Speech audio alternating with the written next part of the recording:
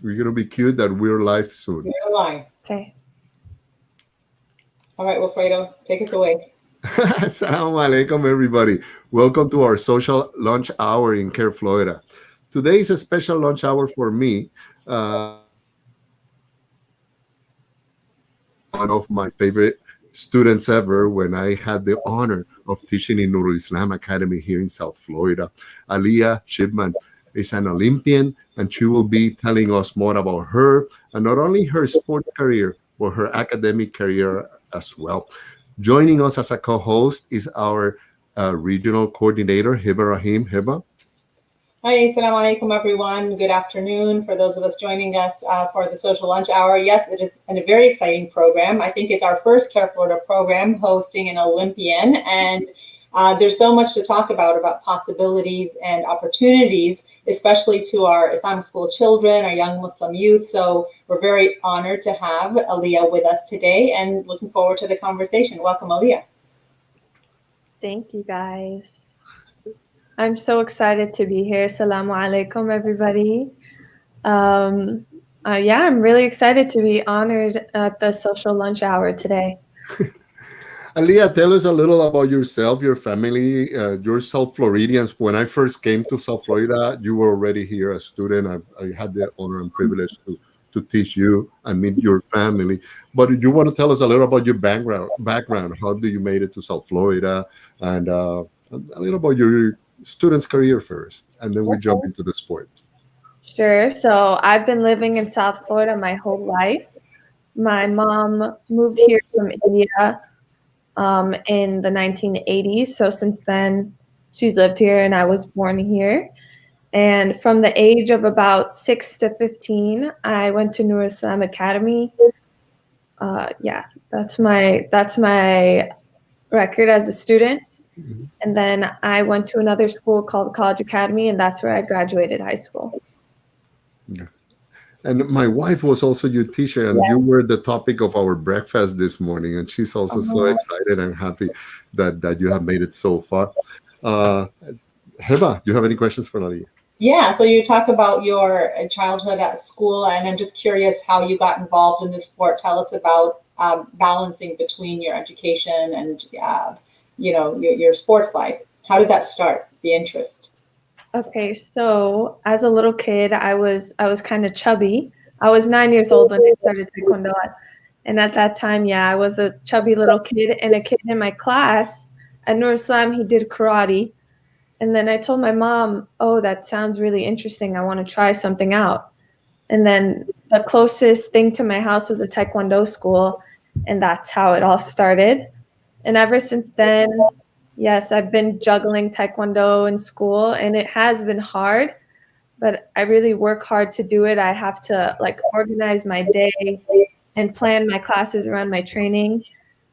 Yeah, so I have a lot of balancing that I do on a daily basis. Yeah, but I hear that you have maintained great academic excellence and really stayed superior both in the sports world and in your school world. Yes, I try my hardest. I am in University of Miami right now, but I like to try to be good at everything. Yeah. I like to try to be good at everything that I do. So it was definitely important for me to focus on school as well as do well in Taekwondo. Yeah, that's part of the discipline, isn't it? Doing well and being your best. So your first Taekwondo class, how long was it? Like an hour class? My first Taekwondo class, let's see, I was 9. It had to be 45 minutes probably. I was just doing little basic things that they teach the new kids. And how does it compare with now? How much time a day you devote as an Olympian to train?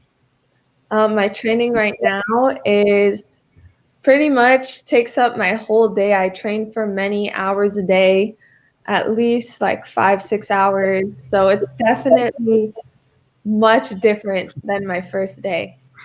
That's what I bring it because I know that that when you're an Olympian, you're among the best of the world, and to be among the best of the world 1 hour, 2, 3 hour training. It's not like that. Yeah, you can. Your whole day is training. Yes, definitely. That's how it is. That's how it is. Aliyah, what have you? Where do Oh, you see yourself after the Olympics? oh, can you repeat that for me? Sorry, my brother came No down. worries. Where do you see yourself after the Olympics?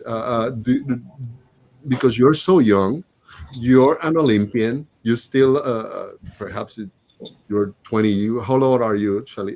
I'm 18. I just turned 18. 18 years old. So perhaps you're fine to be in multiple Olympic cycles. Yeah. It's not usual that such young athletes make it to the Olympics. And each Olympic cycle is a 4-year cycle. Yes. So we foresee that, God willing, and you're keeping your health and your training and your level, you may be in multiple Olympic cycles, right? Yes. So my plan after the Olympics is to keep working hard, do other competitions such as World Championship. There's actually, World Championship later this year, and hopefully qualify for the next Olympics, like you said, in 2024. Aliyah, I want to ask you a question. I did for a couple of years. I didn't advance at any level, but just did it to keep my knowledge base going. I did Brazilian Jiu-Jitsu. I've always taken intermittent self-defense classes just to keep myself at a level of heightened awareness of possibilities and response. So I wonder if you have a message to Muslim women. Muslim women are very easily targeted and victims, unfortunately, of Islamophobic attacks, whether it's verbal or physical. I wonder if you can talk to your feelings about the importance of such a discipline, whether it's professionally as you've done or even at a very minimal level. Yes, that's a really important topic that you brought up. I do think it's important for all women, especially Muslim women, to kind of train in some kind of martial art to be able to defend yourself against anybody. And like you said, it brings awareness to anything that's going on around you. So you can notice if something is kind of off. And yes, I do think it's very important for women to know how to defend themselves in our current society. Have you ever felt like you've used your Taekwondo skills? Inshallah, you've never had to, but not just in terms of self-defense, but maybe you can share some examples of times you've used that discipline, even if it's just the mental discipline in your day-to-day life. Well, I'm first of all, I do feel more confident as a woman just in public if I'm ever by myself, that if anyone tries to approach me, I do know that I can defend myself against them, especially if they don't have some kind of weapon. And I do think that just being in martial arts has taught me how to be more aware of my surroundings and how to push myself stronger as a person and do things that are challenging to me and just get over barriers. Do you see other Muslims in this area of the Olympics? Have you met other Muslim Olympians? Currently, I haven't. The only other Olympians that I know, they're from North and South America. None of them are Muslim except for me, but I'm sure in Asia, they're about to have their Olympic qualifications, that countries such as Iran or Jordan, they will have some Muslim athletes who qualify for the Olympics. And I'm excited to meet them. Yeah. And Aliyah, you recently competed in Turkey, right? Yes, this was actually right before COVID. So this was about last February, a year. How was it when people learned that you were Muslim? It's really interesting, honestly. It's a big part of who I am. And I don't know. It doesn't make me feel any different, but Okay, good. Thank you for sharing that. And they just welcome you. Yeah. More very in the Olympic competitive or mode, right? More as a player. Yeah, no one really I've never heard any kind of negative response to me being Muslim, thankfully. maybe not negative, but is it surprising to people sometimes? I feel like, yeah, some people, when I tell them, they wouldn't have guessed it. That like that my mom is Indian and that I'm Muslim. Yeah, a lot of people don't expect it. It is surprising. Yeah, I bet. And my maternal side of the family is part Turkish, so I have a lot of kind of family there, and there are all sorts of people in Turkey, of course, Yeah. but women in general there, I think, are it's a more timid culture in general, and I know that's not necessarily true. There are very, very strong women also. Of course, education is a priority there, but I recently was surprised to learn about martial arts in Turkey and the development of martial arts in Turkey, and that surprised me based on my exposure to all sorts of women, from the political spectrum to at the homes, and so. I wonder if you encountered Muslim Turkish women while you were there, and what that experience was like. I have actually. When I went to the Turkish Open last year, my first fighter that I had to fight was a Muslim Turkish woman who wore hijab, and they're so tough. There's girls who wear hijab from Iran, from Turkey, from all over the world, and all the girls, especially the girls from Iran. They are so tough. Those are some of the scariest in the world. They're so scary. Aliyah, which one has been your hardest competition so far?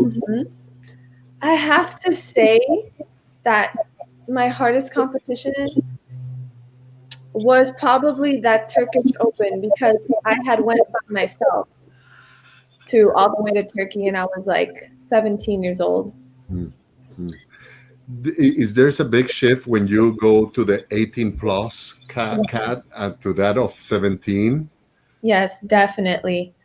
There's such a big shift, because before I was fighting girls that were 15 to 17, and now I'm fighting 18 plus. So like 18 all the way to whatever, like whoever's the oldest one. So I am the youngest person, and they have like some experience over me, but I've been training hard to counter that experience that they have. Can you share what you've been doing, or is that a secret? I can kind of share what I've been doing. I go to the gym like every day. I train at my academy every day. I work with my coach really hard. We go run around the track. We just do a lot of different trainings every day. I don't want to ask you to share any weaknesses. Inshallah, you won't have any. But yeah, in general, like, give an example of a typical struggle that someone in your position may have, and maybe how you are overcoming those struggles. Definitely a struggle that I have, and I'm sure every other athlete who is training for the Olympics has, is just being like motivated and dedicated to training every day, because that can be really hard.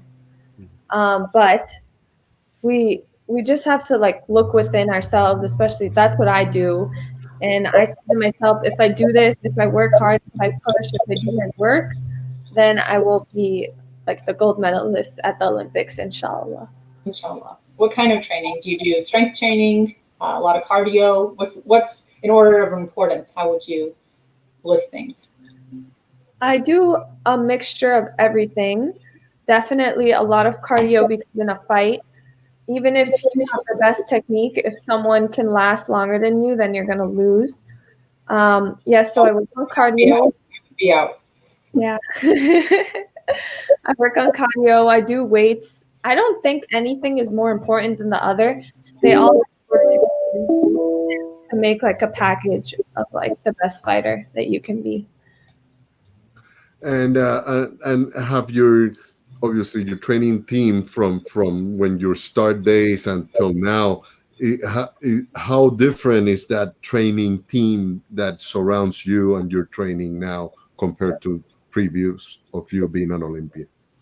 Oh, so before I was training around kids who were not as good as I was. So I was one of the better kids, and then I felt that this was at my original Taekwondo school. Then my mom and we felt that if we wanted me to progress, then I had to put myself in another environment.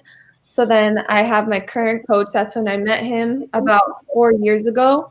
And since I've been with him, I've been surrounded by like high level athletes, other athletes who are in my position and who are willing to push me and are just ready to fight hard with me and train hard with me. You mentioned a point that's interesting. I was going to ask you. You said that your mother and you decided that if you wanted to progress. Yeah. I wanted to ask, was this intentional or did it just kind of happen? Did you have your eyes set on this goal? Or were you just winning competitions and then it was a natural progression? I feel like since I started Taekwondo when I was 9, I've always wanted to go to the Olympics. But it's kind of like a kid saying like, oh, I want to be an astronaut. Like that, of course, that's like your highest goal. But I just didn't know that if I could achieve it, really. But then I kept progressing, especially when I met my new coach. He told me, I think this was in 2019, he told me next year you can qualify for the Olympics if you keep working hard. So this is right when I became like in the age group 18 to 32.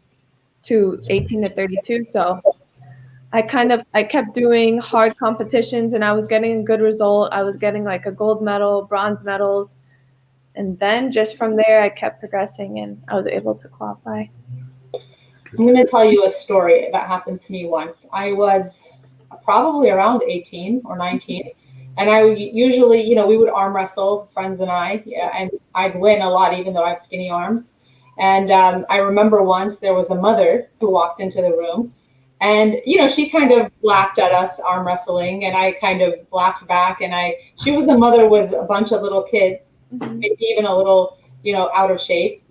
So somebody said, well, you should arm wrestle her. And in my mind, I thought, oh, this is going to be so easy. She's in her 30s. I'm not even 20. I'm going to beat her like this, And she comes up and bam, like she just beat me in a second. And I thought, how in the world does she have this strength? So I'm thinking now you're 18 and there are 30-year-olds who are primed and doing, but like, where do you feel like the greater strength lies? Is it age? Is it experience? Is it a combination? Is being 18 a disadvantage or an advantage when you're up against someone who's 30, or does it depend? Honestly, I think it depends. One of my advantages is that no one really knows about me. Like no one has seen me fight. No one has like really studied me or see how I am in a fight. So that's definitely an advantage that I have. In the Olympics too, as shown in the past, like random people that you don't think are going to win just pop up and they end up winning the Olympics. So I think definitely like a competition like the Olympics, if you just work as hard as you can, I don't think anything else matters. That's awesome. I'm glad because you're so confident and you can sense we can sense your confidence. And I believe that's in a competitive environment, that's most of the work that you need to do to be successful, that self-confidence, and truly you have mastered it, and you have mastered it academically as well. When the public should know, Aliyah's GPA is 3.9 out of 4, so she's in the top level academically as well. And we'd like to just for you to address briefly, what are you studying, what you want to focus academically in, and where do you see yourself in the future after your sports life, although you're just starting? That question, I should drop it. Well, currently I am about to start studying finance and finance and what is it called? And accounting. Okay. And after the Olympics, I have like different ideas of what I want to do. I definitely want to be successful, and I know that whatever I do, if I push hard, I will be successful at it. But I'm thinking maybe like real estate or investing, like investments. That's kind of my plan in the future. Oh yeah, someone said, do I want to be an entrepreneur? Yeah, definitely. Like something in that realm of like entrepreneurial real estate and things like that. Yeah. But that's such, mashallah, an amazing past, and so far that brought you to where you are. So I'm sure you'll do great, inshallah, whatever you plan.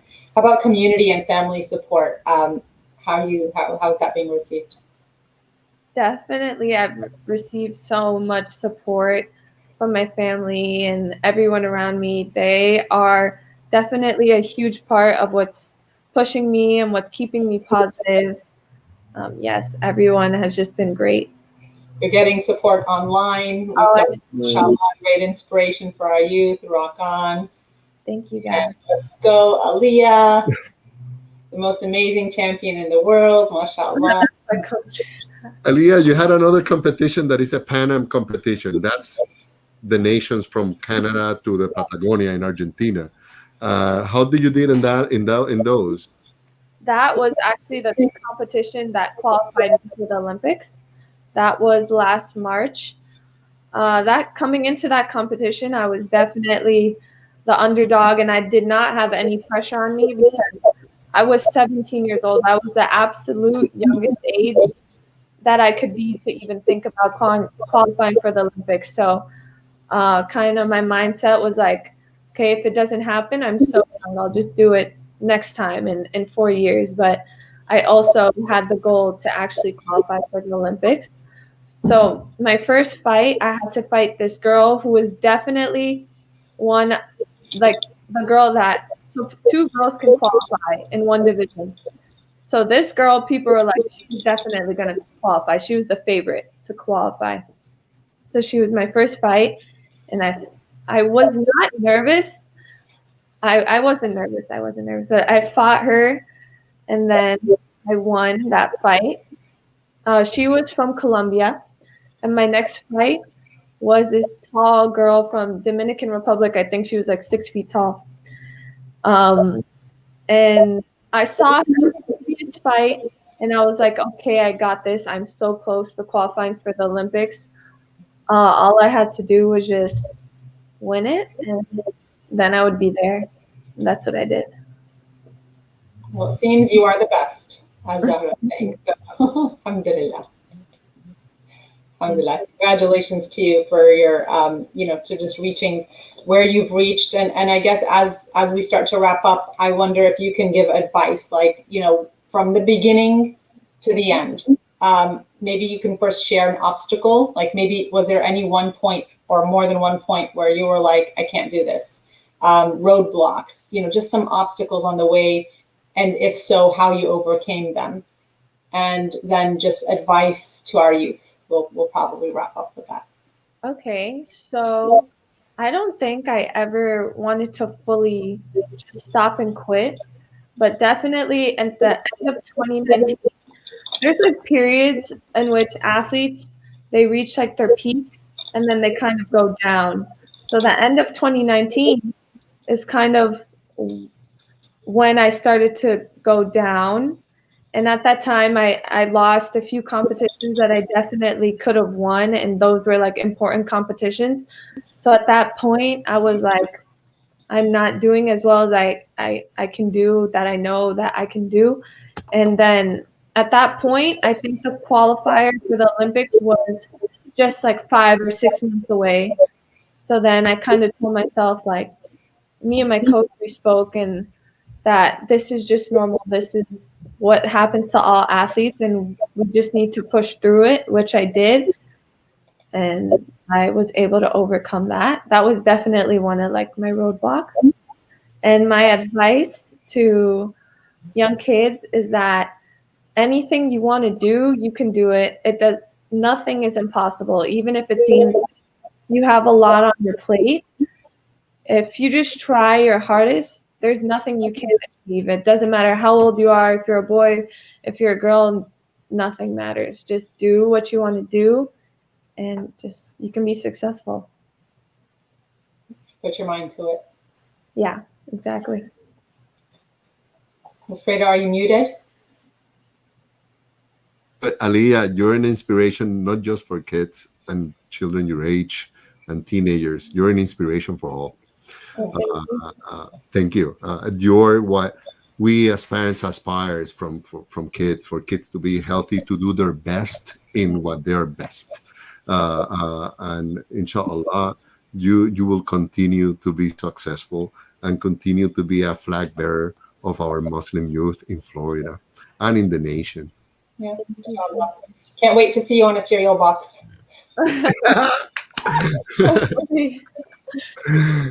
Thank you, Aliyah. Any final words, Aliyah?